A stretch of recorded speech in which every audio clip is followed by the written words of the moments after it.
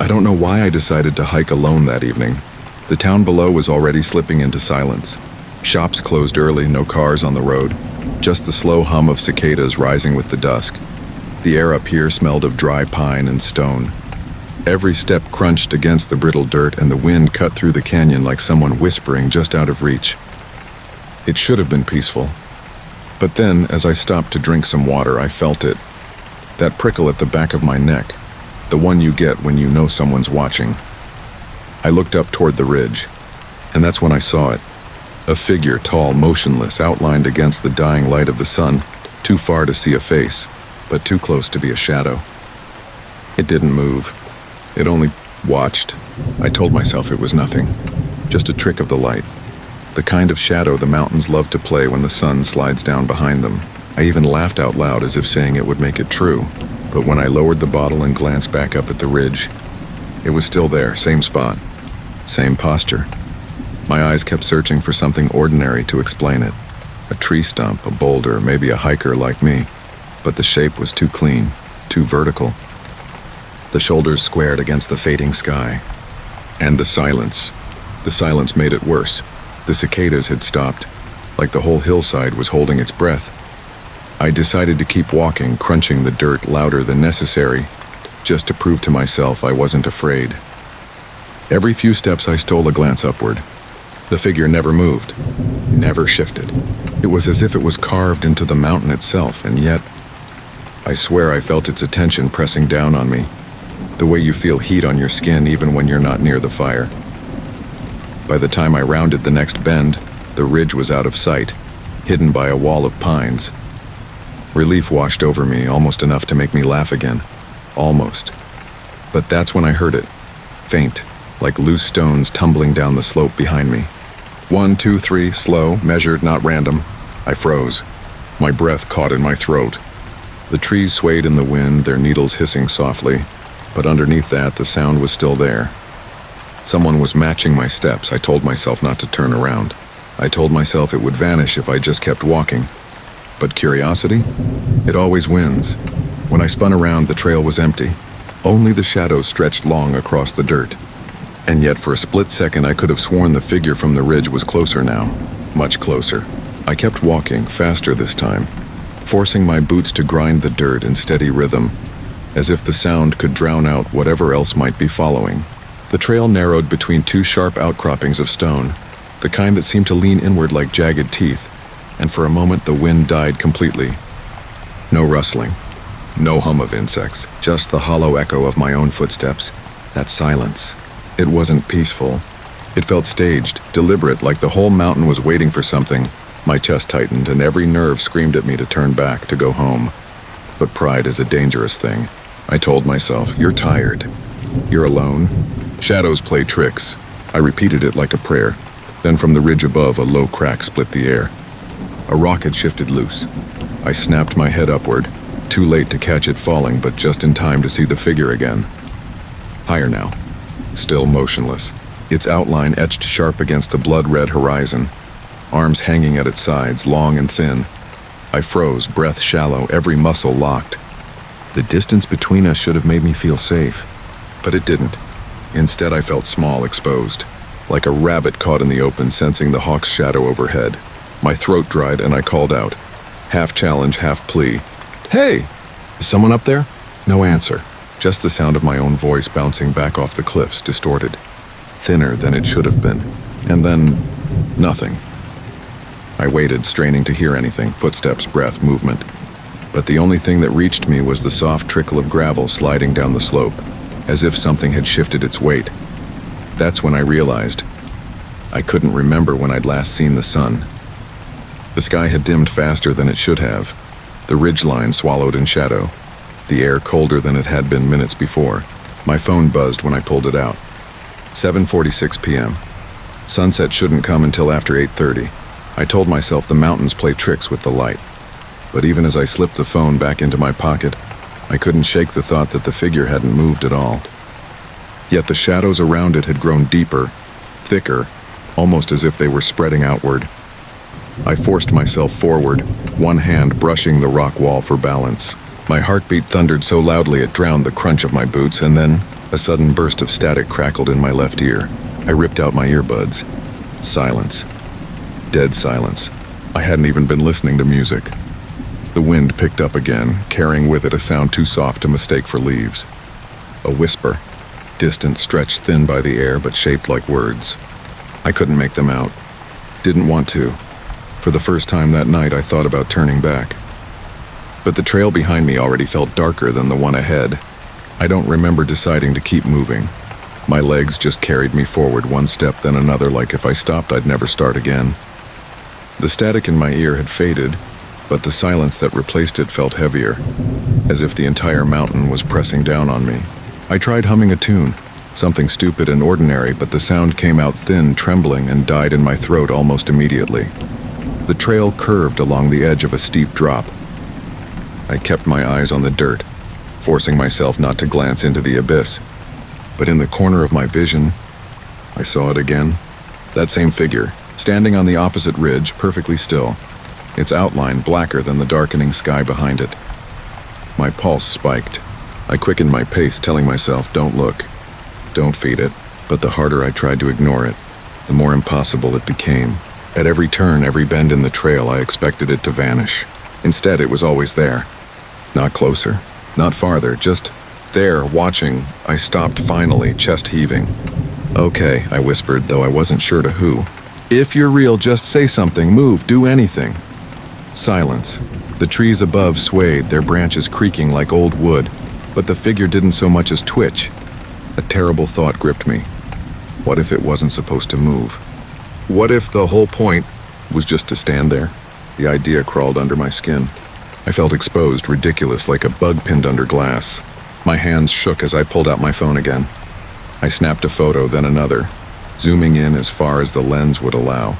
The preview loaded slowly, pixels crawling across the screen. The ridge was there, the rocks, the trees, the fading light, but no figure. I stared at the image until my eyes watered. My hand slipped and the phone almost tumbled into the ravine. I caught it just in time, clutching it against my chest, heart pounding so hard it hurt. That's when I started doubting myself. Maybe there hadn't been anyone at all. Maybe the static, the whispers, the shadows. Maybe it was exhaustion, dehydration, the mind playing cruel tricks on itself. My professor used to talk about mountain madness, Mo, the way altitude and isolation could bend perception. Was that happening to me? I forced a laugh. Too loud, too sharp. It echoed down the ravine and came back warped, carrying an extra note that hadn't left my throat. A second voice, lower, like something beneath my words, had repeated them a half beat late. My stomach turned to ice. I stumbled backwards, scanning the ridges, the trees, the path behind me, empty, all of it, and yet I could feel it. That pressure, that gaze bearing down on me from somewhere I couldn't see. I whispered almost to myself, I'm imagining this. I'm imagining this. But deep inside, I already knew. Imaginations don't follow you. The trail should have led me back toward the fire road by then. I'd hiked this route before, months ago in daylight. I remembered the markers, the switchbacks, even the crooked pine that leaned across the bend like a giant elbow. But tonight, nothing looked familiar. Every turn felt wrong. The path stretching longer, the rocks arranged differently, the trees crowding closer together as though the forest itself was shifting to keep me here. I tried to shake it off. Stay calm, I muttered. You're tired. It's just the dark. My voice cracked, brittle, and vanished into the emptiness like it didn't belong to me at all. A cold draft swept down the ridge, carrying the scent of damp soil, almost metallic like rust. My flashlight flickered, once, twice, then steadied, but the beam only reached a few feet ahead before the darkness swallowed it whole. I swept it across the trail. Nothing, just dust, rock, trees, and then eyes. For the briefest second, I thought I saw them glinting in the light high above the ridgeline. Not animal eyes, too still, too reflective, like shards of glass catching the beam. By the time I blinked, they were gone. My hand tightened around the flashlight, knuckles white. Hello? I called again, louder this time, like the word could force an answer out of the silence. Something answered, not in words. Not even in sound, exactly. It was more like pressure, a vibration that pulsed through the air, rattling in my chest like a subwoofer. The trees groaned with it, the rocks trembled under my boots. I staggered, clutching at the stone wall beside me, certain for one terrifying moment that the whole mountain might collapse. Then it stopped. Just like that, silence again. I forced myself to keep moving. My phone buzzed in my pocket. Relief surged until I pulled it out and saw the screen. No signal. Just static white noise spilling out of the speaker, though I hadn't pressed anything. I raised it to my ear. Whispers. Layered, tangled, dozens of voices weaving in and out of each other. Some low guttural, others soft, almost childlike. I couldn't understand the words, but they had rhythm, cadence, like they were reciting something in unison. My stomach lurched. I dropped the phone. It hit the dirt with a dull crack, screen fracturing in a spiderweb of glass. The voices didn't stop. The static continued, muffled now, as though the sound had sunk into the ground itself. I backed away, every nerve screaming to run, but my legs refused. Because on the ridge above, clearer now, undeniable, stood not one figure, but three. Tall, motionless, perfectly still silhouettes, etched against the sky that had gone almost black. My throat closed. My lungs burned. Somewhere deep inside, I knew, whatever was happening, it wasn't the mountain playing tricks. I wasn't imagining this. I wasn't alone. And that realization was somehow worse than if I had been. I don't remember picking up the phone again. My hands moved on their own, brushing the dirt off the shattered glass as if that fragile screen could anchor me back to something normal.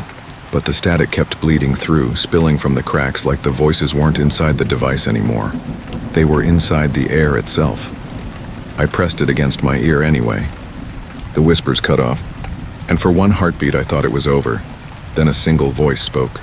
Clear, sharp, a man's voice, low and steady, as if he were standing right beside me.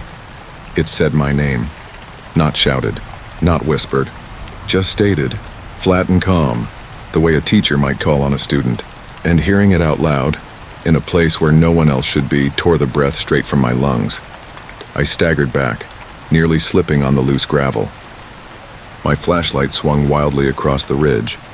The three figures hadn't moved. They didn't need to. Their presence filled every inch of space between the rocks, the trees, the air in my throat. I screamed. I didn't even mean to. It ripped out of me raw and desperate. The sound bounced off the cliffs and came back wrong, stretched and twisted like a recording played at half speed. My own voice chasing me down the trail, I turned and ran, boots slamming against the dirt, lungs burning, heart pounding so loud it drowned out everything else. The beam of my flashlight jittered with each step, slicing wild arcs across the path, and still I could feel them behind me. Not footsteps, not pursuit, just the weight of their gaze dragging at my back, pulling me down like gravity itself had turned against me.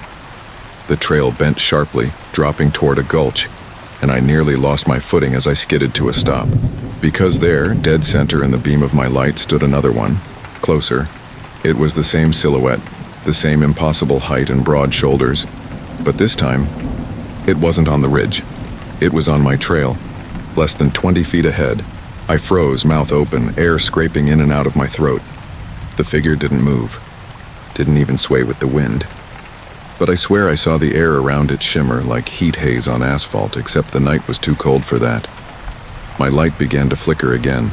The shadows seemed to breathe with it, expanding and contracting in time with each pulse. I wanted to step back, to retreat. But something inside me, some animal part, knew that turning my back would be a mistake.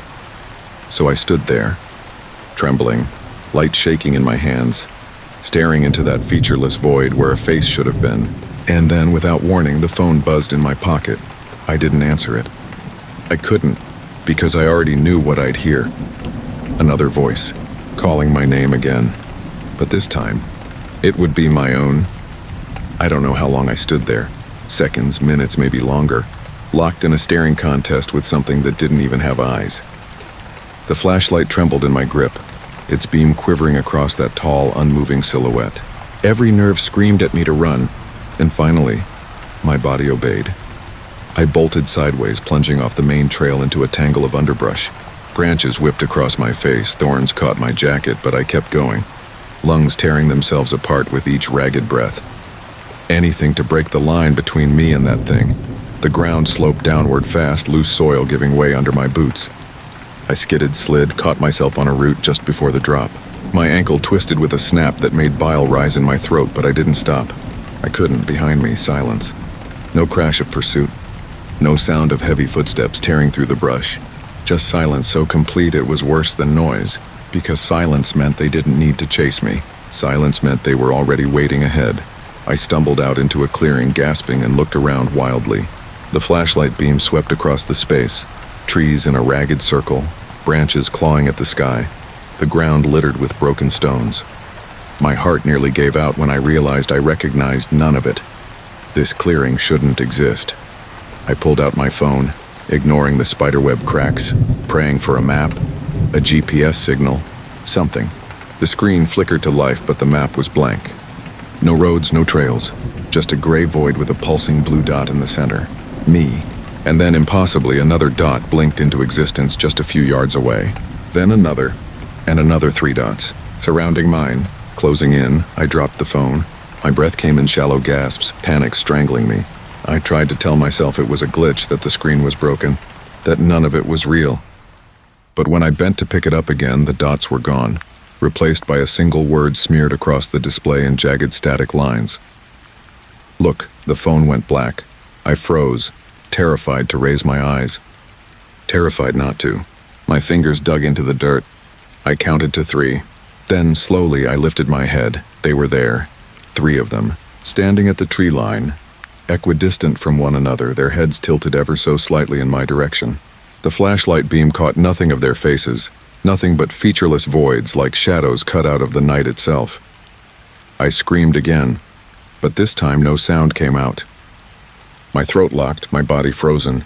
And yet, this is the part I can't explain. I felt something in my chest answer for me. A vibration, deep and low, like my ribs themselves were speaking. Maybe I am imagining this. The thought came unbidden, sharp, cruel. Maybe I'd twisted my ankle, hit my head, blacked out, and dreamed the rest. Maybe I was still back on the main trail, asleep against a rock, hallucinating the whole thing. But if that was true, why could I still feel their eyes on me? Why could I smell the damp earth shifting under their weight even though they didn't move? And why, when I finally staggered backward, did my own shadow stretch in 3 directions at once? I forced myself to move, backward at first, dragging my injured ankle across the dirt, flashlight shaking in my hand. The 3 figures didn't follow. They didn't need to. They stood like sentinels, cutting the clearing into a cage, and I was the animal inside. I spun to the gap between 2 boulders and stumbled through, clawing my way into another pathless stretch of forest.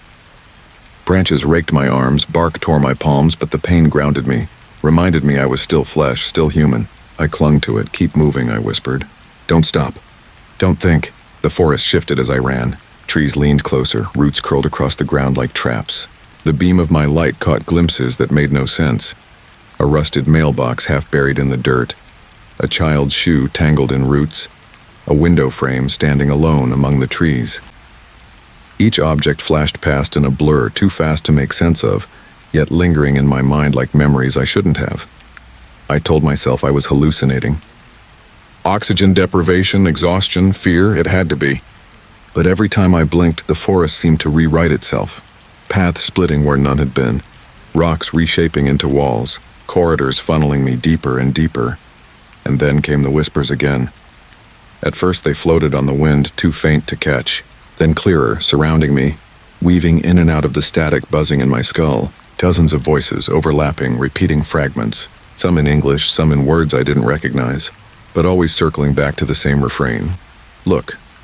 I clamped my hands over my ears, but the voices weren't coming from outside. They vibrated inside my chest, humming through my bones, filling me until I thought I'd burst. My flashlight flickered, and in one blink of darkness I saw them. 5 now, standing between the trees, closer than before. Another blink and there were 7. Another and 9. Each time the light faltered, more appeared, their outlines crowding the edges of my vision, always still, always watching. My legs gave out. I collapsed against a fallen log, gasping, nails digging into the bark. "You're not real," I hissed. "You're not real, you're not..." Something moved. Not them. Me.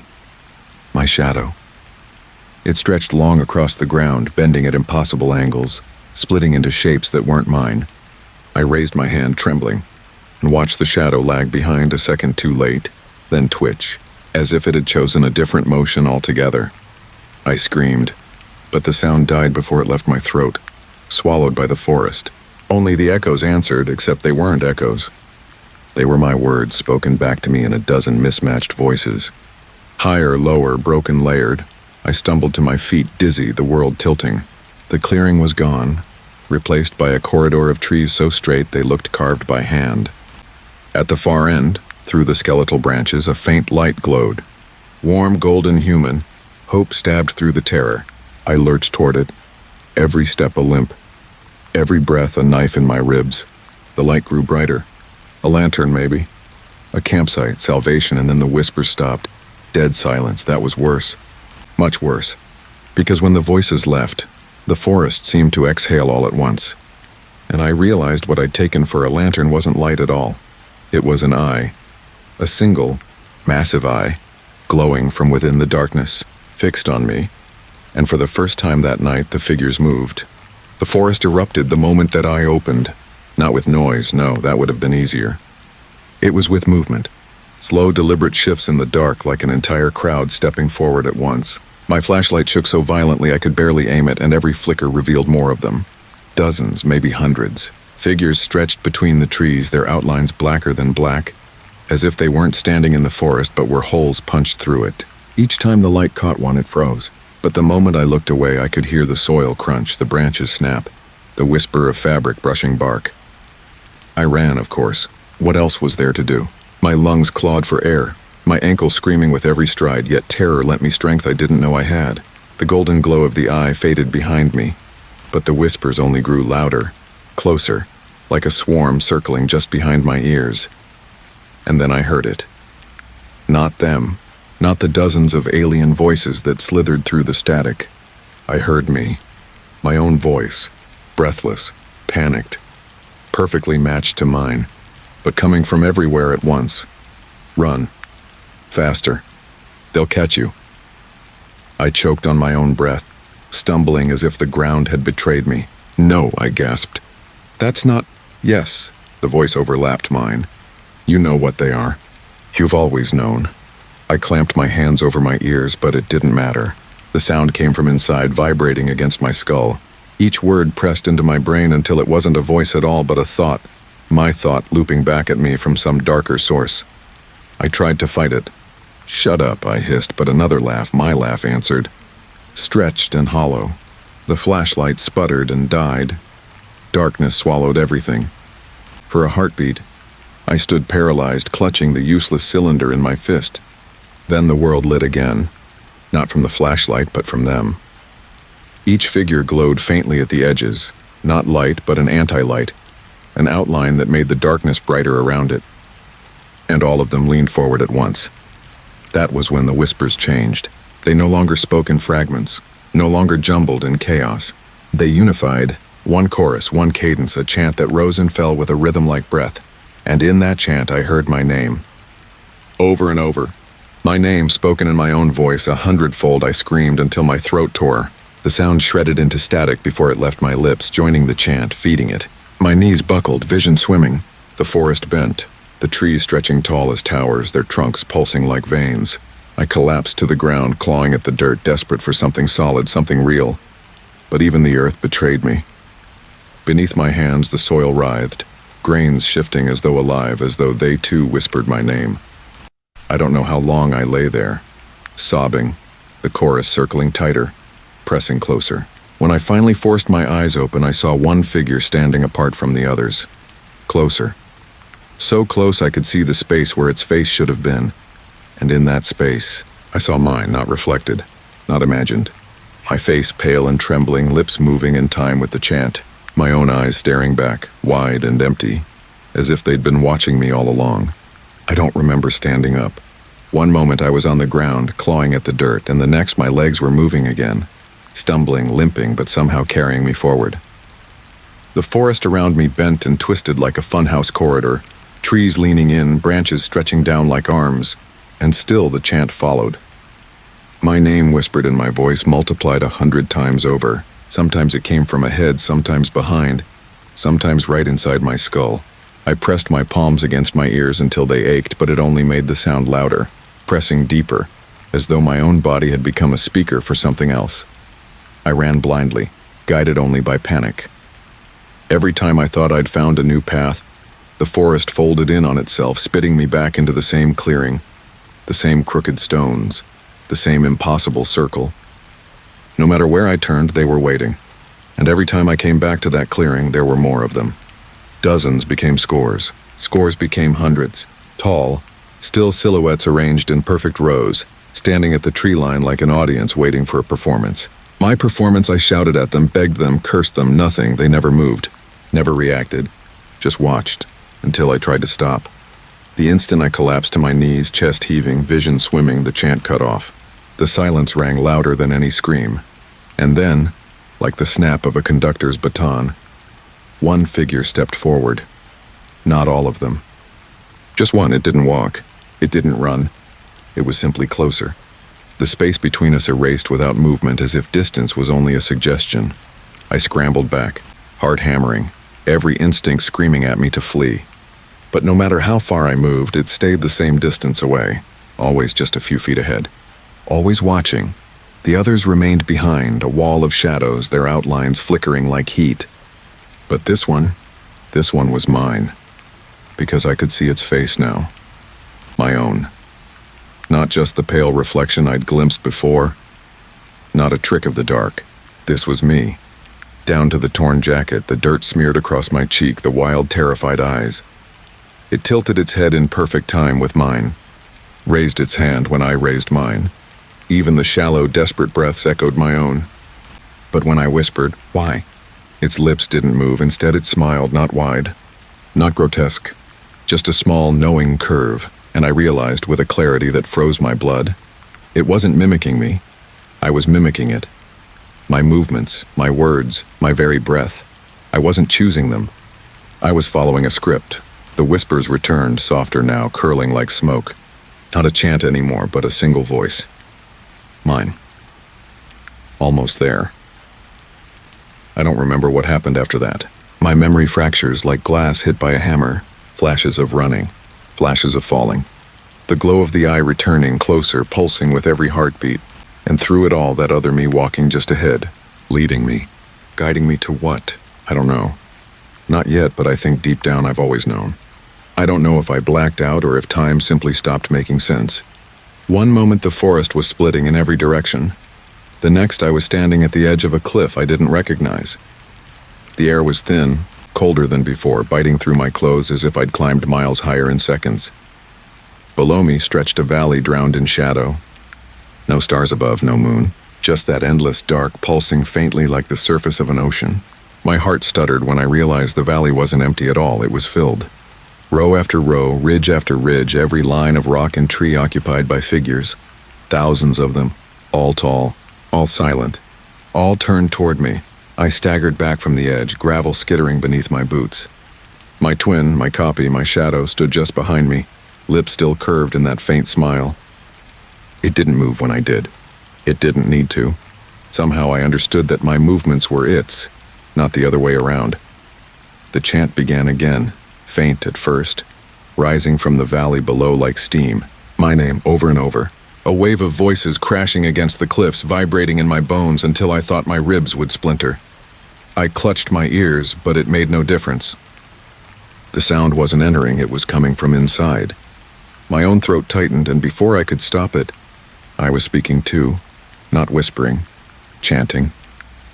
My lips moved in perfect rhythm with the thousands below, my voice folding into theirs like it had always belonged. I tried to stop, but my jaw locked. My lungs exhaled without my consent.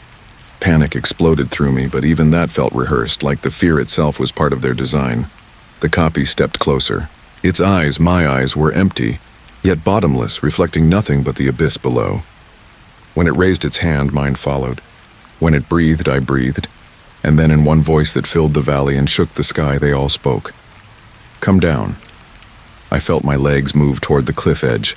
Gravel slid under my boots, the drop yawning open beneath me. I dug my nails into my palms until blood ran, but the pain didn't break the spell. My body leaned forward as if pulled by invisible strings, guided by something I couldn't fight. The wind rose, carrying the scent of stone and ash, and in it I heard myself begging, not out loud inside, "Please no, please not me," but the chant smothered it, drowning my pleas beneath the endless repetition of my own name.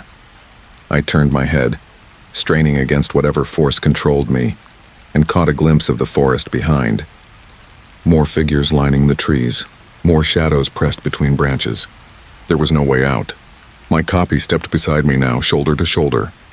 I felt its presence like heat, though no warmth touched me. Together we faced the void, and in that moment clarity cut through the terror. This wasn't about chasing me. It was never about fear. It was about replacement. I was never supposed to escape. I was supposed to surrender. The edge crumbled beneath my boots, pebbles tumbling into the black valley below. I didn't hear them land. I wasn't sure there was a bottom. My body leaned forward, pulled by that command, come down, as if the words were no longer sound but gravity itself. I dug my heels into the dirt, trembling. My muscles screamed with the effort to resist, every tendon stretched to breaking. My hands shook violently, yet they stayed locked at my sides as if someone else were holding the strings. The copy stood inches away, my face, my body. But where my skin was slick with sweat and dirt, its was clean, pale, almost luminous. It looked like the best version of me. Untouched. Unafraid. It didn't smile this time. It simply watched, patient like a teacher waiting for a stubborn student to finish struggling. "I won't," I rasped, though my voice was drowned by the chant. "I'm not you. You're not me." The words meant nothing. My lips twisted into a grimace I didn't intend, and for a split second I realized the voice chanting wasn't just echoing me, it was controlling me. Every sound I made belonged to them. The chorus shifted. The repetition of my name slowed, deepened until it became a single phrase. "Give in." The force doubled. My knees buckled. The cliff yawned wider, air rushing past like a throat inhaling. I staggered, arms flailing, but the copy's hand shot out and caught mine. Its grip was firm, steady, warm, almost human. For one dizzying moment, hope flared. Maybe it didn't want me to fall. Maybe it wanted to save me. Then I realized it wasn't pulling me back, it was pulling me forward. I screamed, thrashing, nails digging into its skin. But there was no blood, no flesh, just static, fizzing beneath the surface as though it were nothing but a broadcast given shape. My nails caught air, my grip slipping until all that tethered me was its hand. And behind it the thousands leaned in, every single shadow tilting forward in unison, urging me on, a tidal wave of faceless anticipation. My vision swam. My head pounded. The ground felt distant, unreal. A thought struck me, sharp as glass. Maybe it's easier if I let go. The pain, the fear, the endless running. It could all end if I just stopped fighting.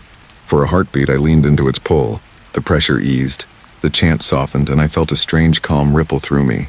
My body slackened, weightless, ready to topple into the void, and then, just as the world seemed ready to swallow me whole, I heard something else, not the chant.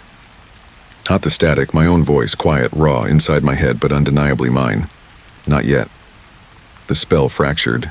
My knees hit the ground, my body collapsing just shy of the cliff's edge. The copy jerked back, its face twisting. Not with anger, not with fear, but with disappointment. The chorus faltered, thousands of voices stumbling out of sync. For the first time, they seemed almost uncertain. I gasped, clawing at the dirt, dragging myself inches away from the abyss. Every muscle burned, every nerve begged to quit, but something deeper pushed me on.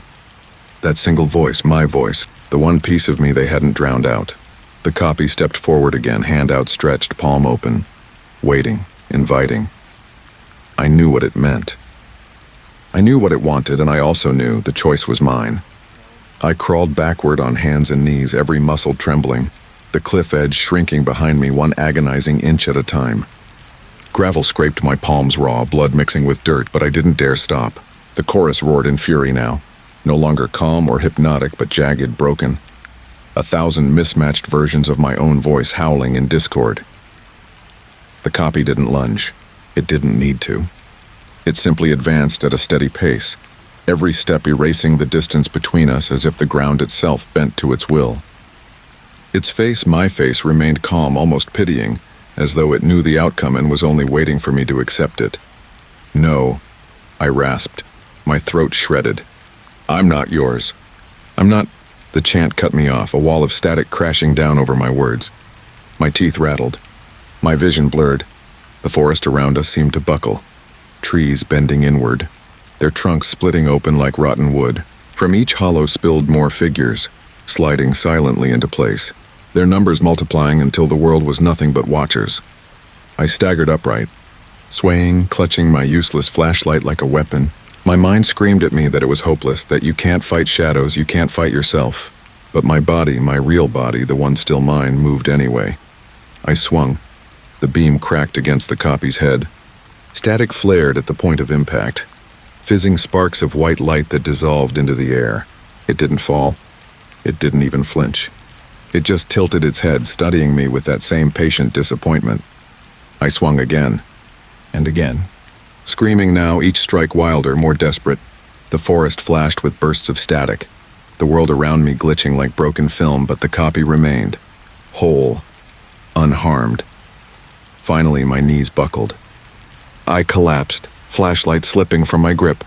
It rolled across the dirt, beam cutting a weak circle into the trees before sputtering out. Darkness. Only me. Only them. The copy crouched in front of me, its hand reaching out once more. My body shuddered at the sight, torn between recoiling and surrendering. My chest heaved, lungs tearing at the air, vision swimming with black dots. I was so tired. So utterly tired. The chant softened again, returning to a rhythm almost gentle. My name, over and over, like a lullaby.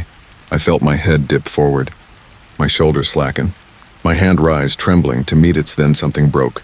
Not outside, inside, I screamed, not words this time, just raw animal sound. A surge of defiance ripped through me, not strength, not hope, just refusal. I threw myself backward, away from its hand, hitting the ground so hard the breath blasted from my lungs. For a split second, the world froze. The chorus faltered.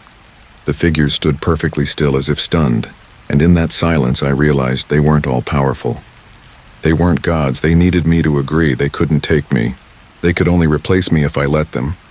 The thought ignited something fierce in my chest. I scrambled to my feet, raw determination forcing my broken body to move. I turned and bolted into the forest, no plan, no path, only one thought hammering in my skull. Don't stop.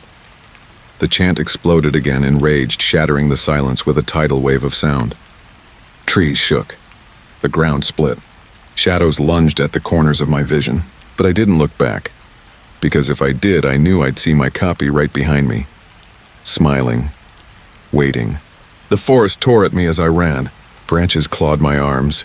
Roots snatched at my ankles, but I didn't slow down. The chant thundered behind me, shaking the trees, cracking the night wide open, but I refused to look back. If I looked, I knew I'd fall. Somewhere in the chaos, the sound began to fade. Not stop, not disappear, just grow distant, muffled like a storm retreating into the mountains. My chest burned, my legs screamed, but still I ran until my body finally betrayed me, collapsing hard onto the dirt. I lay there gasping, cheek pressed to the cold ground. Silence pressed in. Not the heavy, suffocating silence from before, this was real silence. Broken only by the wind, the soft buzz of insects returning. For the first time in what felt like hours, the night sounded alive again. I laughed. A thin, cracked sound, but real.